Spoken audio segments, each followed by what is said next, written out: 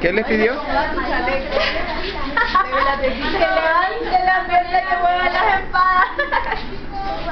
Hermoso. Vamos yendo a ubicarnos porque ya esto estamos... Nuestro horario lo estamos haciendo. Mami, vamos.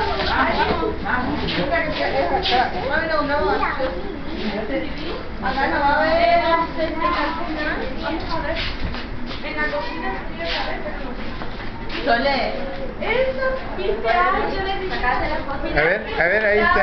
Le planché el pelo, le planché el pelo de urgencia. Ah, no. Esta es Sole. Esta es Sole. Fabi, ¿reíste? Esta es la llave de mi... Mirá cómo La hermana de Sole, ¿no? ¿Qué? ¿Vos? ¿Me tenés que poner eso? ¿De cuál? Mi hermana quiere que le dé también.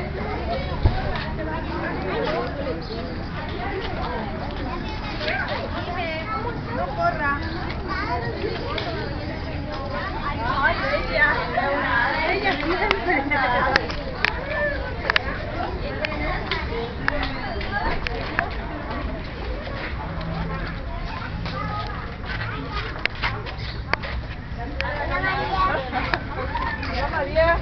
Hola María.